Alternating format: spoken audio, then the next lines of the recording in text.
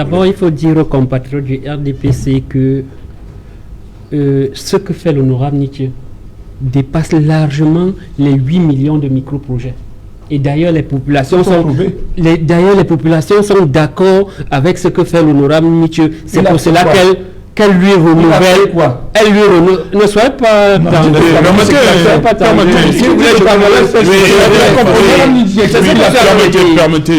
Permettez.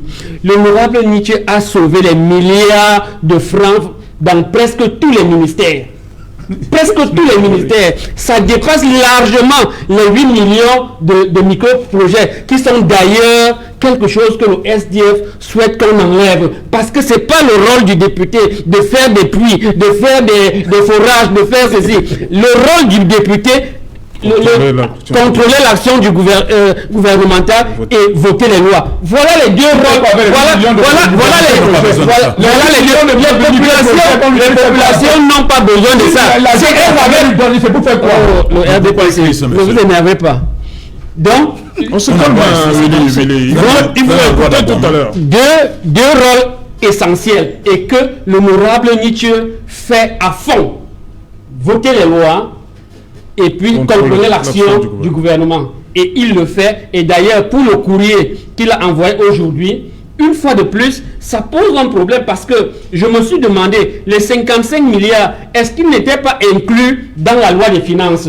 Et là, ça pose véritablement le problème de la traçabilité des finances publiques. Comment est-ce qu'un député n'est pas au courant, et je suis sûr que plusieurs députés ne sont pas au courant des 55 milliards. Il faudrait donc justement que le SGPR nous explique comment est-ce qu'on est arrivé à 55 milliards. Ça, c'est la première chose. La deuxième chose, c'est que, et là, je réponds aux compatriotes du RDPC. On n'infantilise pas un chef de l'État. Le chef de l'État, il a un représentant qui est le sous-préfet dans un arrondissement et c'est lui qui est censé résoudre un certain nombre de problèmes à ce niveau. Si tout le monde aujourd'hui a un souci et qu'il s'adresse au chef de l'État, c'est-à-dire qu'il y a une naissance de triplets, on dit le président de la République et son épouse, ça pose le problème réel de la situation des Camerounais et de la communication qu'on a faite autour du président de la République, donnant l'impression qu'il est l'alpha et l'oméga de ce pays. La première dame a souvent répondu favorablement à ces appels. Oui, et justement parce que les Camerounais sont dans la misère. Et il y a des ministres qui sont spécialisés dans ces affaires. C'est-à-dire qu'on dit qu'il a donné 2 milliards. Aujourd'hui, il a donné 1 milliard. Que le président a donné 1 milliard. Tel jour, il a donné 10 milliards. Mais le président, il prend cet argent où? Il faut que ce type de communication s'arrête pour que les problèmes tels que ceux évoqués s'arrêtent aussi. C'est pour cela que nous disons, une fois de plus, et je n'ai pas peur de le dire, je l'ai dit, que le président aujourd'hui n'est plus dans la capacité de gouverner. C'est connu, c'est sûr de tout le monde. Et dire le contraire, c'est être hypocrite et vouloir... C'est vous qui avez construit le stade? Le stade. Nous, on a ça du Japoma, on a le complexe de Misport de donc, il faudrait que le chef de l'État, il faudrait qu'on se batte pour que le chef de l'État aille se reposer. Parce qu'aujourd'hui, tout le monde utilise son nom abusivement et n'importe comment pour faire tous les gaffes qu'on constate. Et la République n'avance pas. Il vaut mieux avoir quelqu'un qui est là, et c'est pour cela, lui-même a parlé d'une transition générationnelle. Je ne sais pas s'il y croit, mais toujours est-il dit qu'elle est importante. Voilà les gaffes que nous avons. Et je dis donc que le SGPR doit répondre à l'honorable Nietzsche, et dans le SDF nouveau que nous voulons, nous n'allons plus nous arrêter uniquement au simple courrier. Nous allons être plus proactifs pour qu'il y ait des réponses idoines aux solutions des Camerounais. Ok. Charles Mongamuyeme, on a vu des bibles dans les cartables des élèves. Et des élèves qui lèvent les bras en présence du sous-préfet. Oui. Cette image-là montre le niveau de déliquescence de l'éducation au Cameroun. Nous savons tous que nous avons de très gros problèmes d'éducation. Oui. Parce que la situation socio-économique amène les parents aujourd'hui à ne plus avoir le temps d'éduquer l'enfant.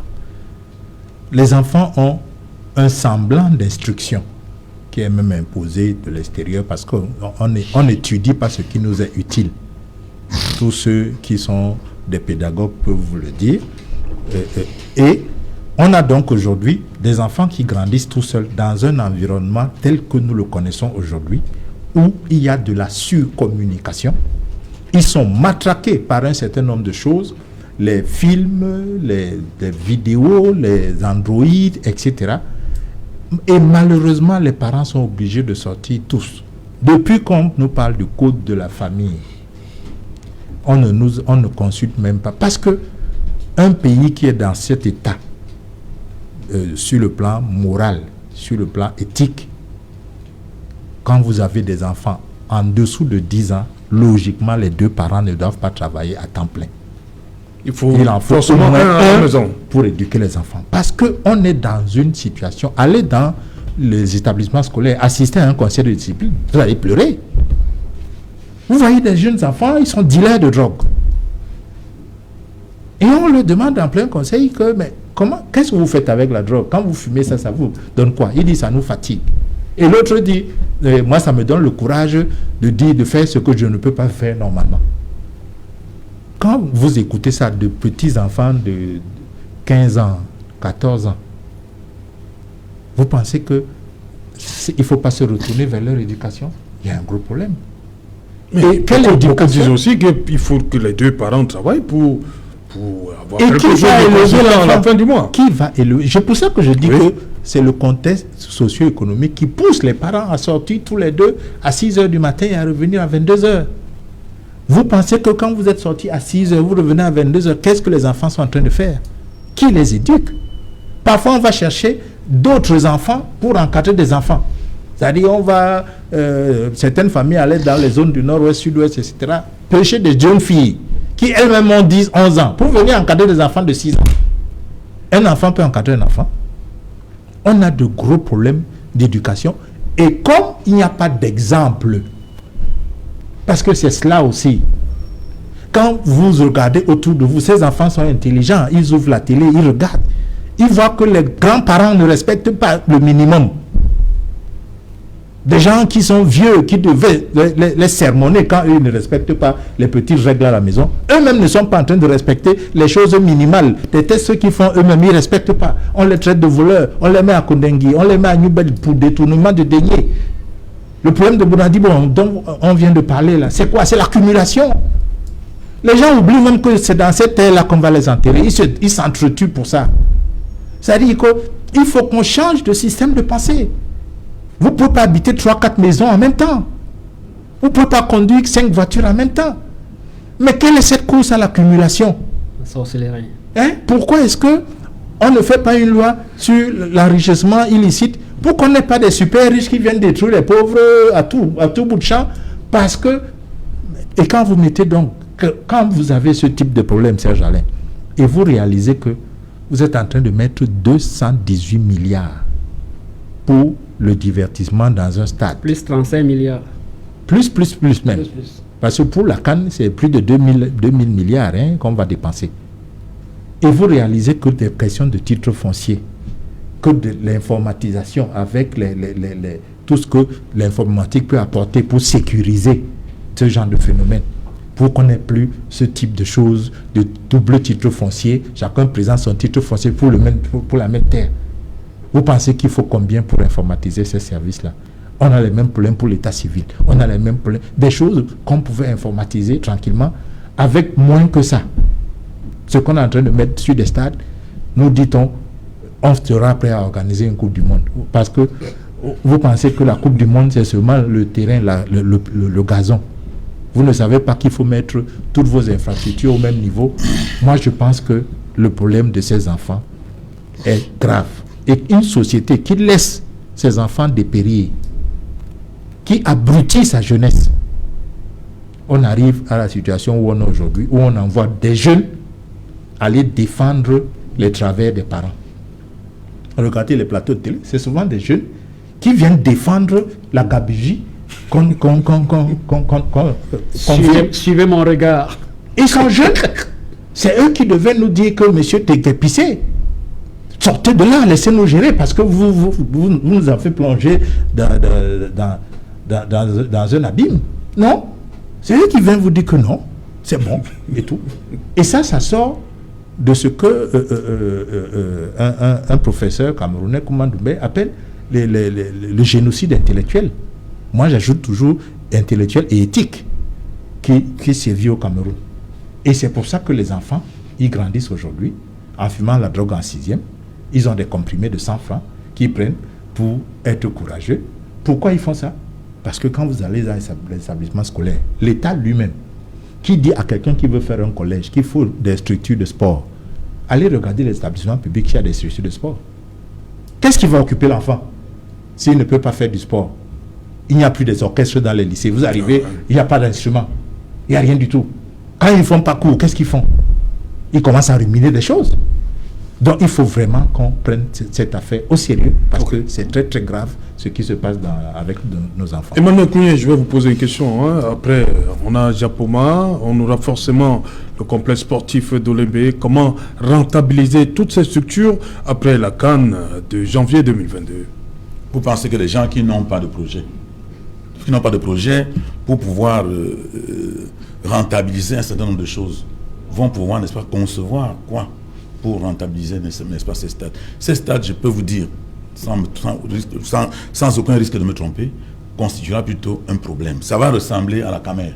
Parce qu'on va nommer un directeur général du stade de Japoma ou d'Olembe. Il va y aller et il n'aura pas de recette. Il va avoir un instrument qui ne peut pas être rentabilisé. Et tout ce qu'il va faire, c'est demander la subvention de l'État. Il va avoir du personnel. Les gens vont commencer à envoyer les gens pour qu'on les recrute. Ils vont se retrouver là-bas avec 100 personnes, sans un autre outil de production. Ils ne pourront pas être capables de concevoir des produits d'appel qui puissent permettre aux gens de venir, n'est-ce pas, faire en sorte que cet environnement-là qu'on a créé soit fonctionnel. Et on va se retrouver dans la même situation que nous avons vu à la Camer, et puis ça va donner les mêmes causes, vont produire les mêmes effets.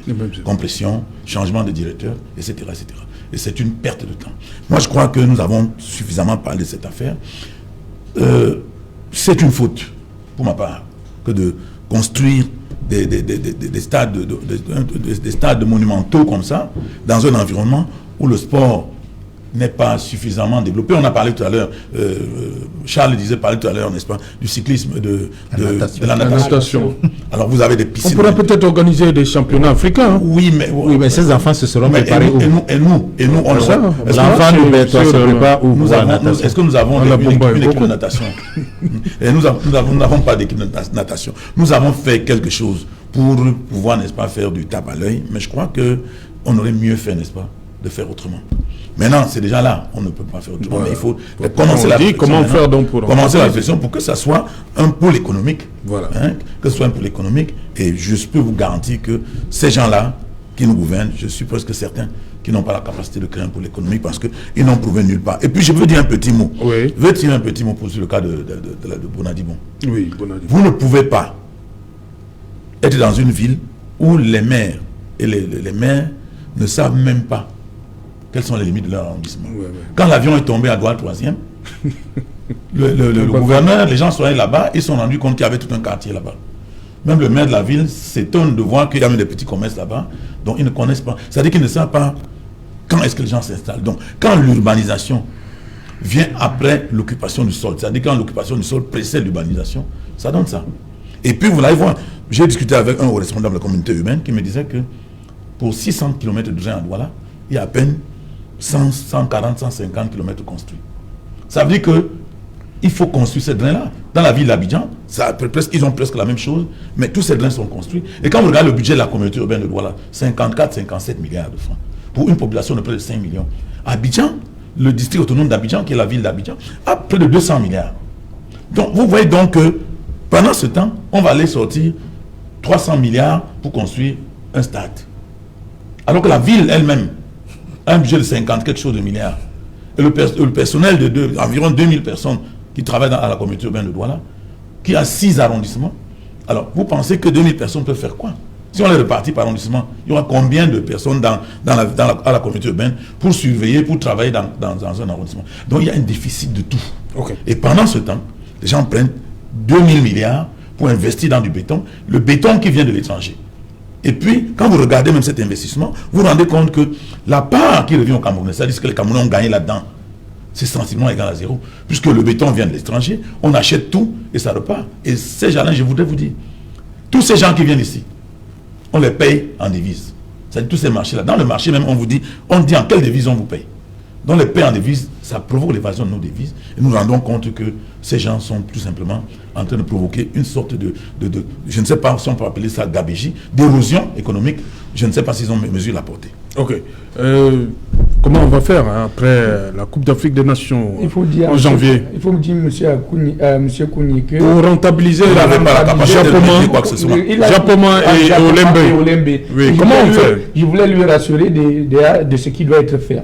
Il faut lui dire que la CAF a sollicité le Cameroun pour la finale de la Champions League africaine. Ça fait quoi? Je vous dis parce que vous n'êtes pas informé. Ça fait quoi donc? Je vous dis parce que vous n'êtes pas informé. Économiquement, ça rapporte quoi? S'il vous plaît, permettez. Sur le PIB du Permettez, je parle. Tout à l'heure, tu dis des choses inutiles. Je vous l'ai écouté. Laissez-moi, je parle. Alors, quand vous parlez de la rentabilité, si déjà au moins la CAF sollicite le Cameroun pour la Champions League africaine, ça veut dire que nous avons des infrastructures qui peuvent quand même les permettre de jouer quand même cette finale de haut niveau. Alors, vous ne pouvez pas dire qu'une finale de la Champions League africaine ne peut rien apporter au Cameroun. Et il faut dire, à chaque moment, j'entends tous des mots qui n'avantagent pas les Camerounais. Des infrastructures telles que Japoma, vous savez ce que ça peut apporter au Cameroun en termes d'apport? Moi, je crois qu'à tout moment, quand il y a un développement de ce type... Ça peut apporter quoi donc? Pas mal de choses. Quoi? Vous n'allez pas dire que le conseil qui se fait ou ce qu'on a vu ne peut pas apporter en termes au gouvernement camerounais. Alors, nous avions au niveau de Japoma, au niveau de l'Olembe, 70, il faut le dire aux Camerounais, parce que vous ne connaissez pas, vous n'avez pas l'information. Tu n'en sais rien. Vous n'avez pas l'information. Je vais vous dire qu'il y a quand même le complexe rassemble l'hôtel de 5 étoiles. Et alors? Au stade olympique. 5 étoiles, quand même, nous recevons pas mal de personnes. Ça apporte en termes d'investissement au Cameroun. Nous avions 70 chambres au niveau du stade olympique. Vous n'avez pas l'information. Qu'est-ce que je fais avec vous? Moi, je vous dis alors, ceux qui ont l'habitude d'aller dormir quand même dans des hôtels de... Ça apporte quoi au produit intérieur brut du Cameroun?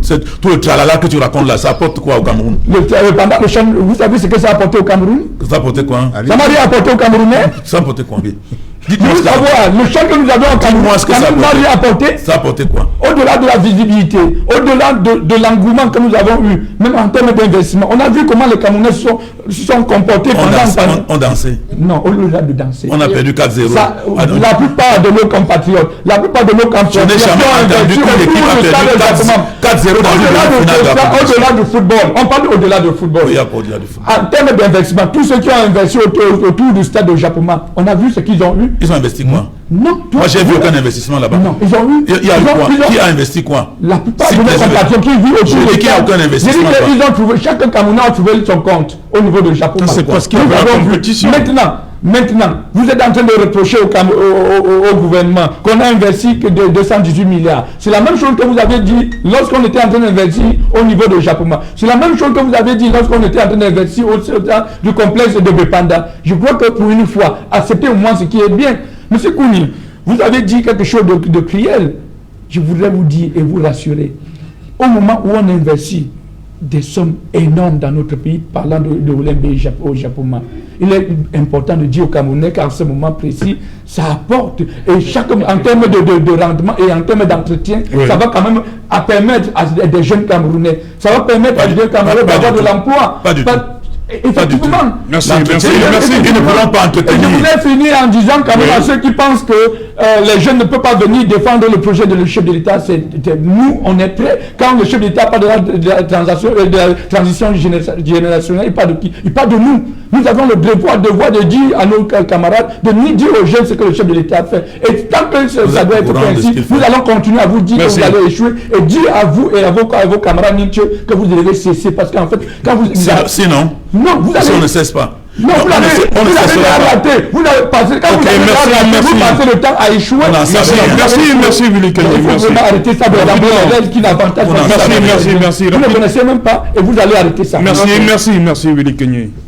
Rapidement, je voulais juste dire, et j'ai évité de citer un certain nombre d'œuvres faites par l'honorable Miché. Je peux prendre juste un cas, un forage au niveau de Ndorpassi, Carrefour, au 14e. Pendant 10 ans. Pendant 10 ans. Il a pris 8 millions pendant 10 ans. C'est une vérité. On n'est pas au marché central, ça, Gerlin. Il faut dire qu'on n'est pas au marché central. Deuxième chose, c'est que je continue à persister qu'aujourd'hui, il faut accompagner le président vers la sortie. Ça va nous aider. Ok. Dernière chose, c'est que l'investissement sera très difficile. Parce que nous n'avons pas de président de FECAFOOT, nous n'avons pas de championnat, nous n'avons pas de joueurs, ainsi de suite. Ailleurs, on fait ses œuvres quand on a tout cet environnement. Ici, on n'a rien, on a les stades. On aura plus de championnat, selon vous? Ça ne va pas démarrer? La sortie de crise, là, comment ça? Vous avez dit comment le... Oui, Charles, rapidement, comment rentabiliser, vous qui êtes... La rentabilisation de ces deux gros complexes, de ce type de complexe œuvres-là ne relève pas d'une invention. Pour rentabiliser un stade de foot, il faut l'activité. C'est une ère de spectacle. Okay. Donc il faut du spectacle. Quelle est la situation du spectacle au Cameroun aujourd'hui?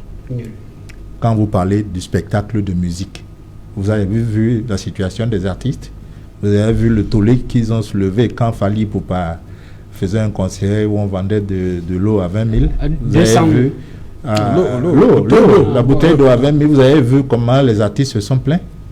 Eux-mêmes, ils n'arrivent pas à s'entendre pour les droits d'auteur, etc. Le niveau du spectacle est quasi nul. Je ne parlerai que de la musique parce que les autres, le théâtre, vraiment... Le cinéma, il n'y a même plus de société de distribution de films, comme nous avons connu Komasiko, etc. Donc, je pense que il va rester quoi? Les églises. C'est les églises là, qui font leurs assemblées dans les stades et tout ça, qui payent pour qu'elles passent 2 ou 3 jours pour une recollection, pour un pèlerinage de leurs militants. Mais ça va détériorer le stade. Charles, vous qui êtes bien calé en matière de foot, il y a le Parc des Princes à Paris, et il y a le Stade de France à Saint-Denis, dans le 9-3. Oui, comment le stade... Est-ce qu'on peut s'inspirer de cette expérience-là? Oui, le Stade de France qui n'accueille que les matchs peut-être de rugby, des bleus, c'est avant de le construire qu'on devait penser à cela. Oui. Pas après. C'est avant. Parce que le championnat se joue le pays que Serge Alain est en train de citer, c'est un pays où le spectacle se porte bien. Oui. Que ce soit le spectacle du sport ou que ce soit le spectacle culturel, il se porte bien. Quand vous avez Maître Gims qui fait un concert, le Stade de France, vous sentez qu'il y a du public. Et le ticket ne coûte pas 1500 francs, c'est ça. Mais vous voyez la quantité de public. Quand vous prenez les équipes avec les supporters qui achètent toutes les places, assez souvent, jusqu'à la fin de la saison. Vous savez qu'il y a des clubs qui fonctionnent essentiellement avec les abonnements. Les abonnements. Quel est le club au Cameroun aujourd'hui? Et pour faire cela, ce spectacle-là, nous avons oublié au Cameroun l'acteur du spectacle, c'est-à-dire le joueur. Aujourd'hui, nous n'avons pas de joueurs. On venait de voir un CHAN où c'était une catastrophe. Donc, on n'a pas de joueurs. Oui. On ne forme pas les musiciens. On n'a aucune école de musique. Il n'y a rien du tout. Vous faites des arènes de spectacle comme ça qui vont regarder les gens et les gens vont les regarder. Faire les selfies, comme il disait. Voilà. Mais les selfies, ça ne rapporte pas grand-chose. Merci Charles, merci à Aloïs Parfumboum. Bon retour à Yaoundé. Merci Willy Kenye. Merci Emmanuel Kounié. Merci. Voilà. Madame, monsieur, nous sommes arrivés au terme de cette édition Equinox Soir, la dernière de la semaine. Rendez-vous lundi lorsqu'il sera 19h. Bonsoir. Olébé.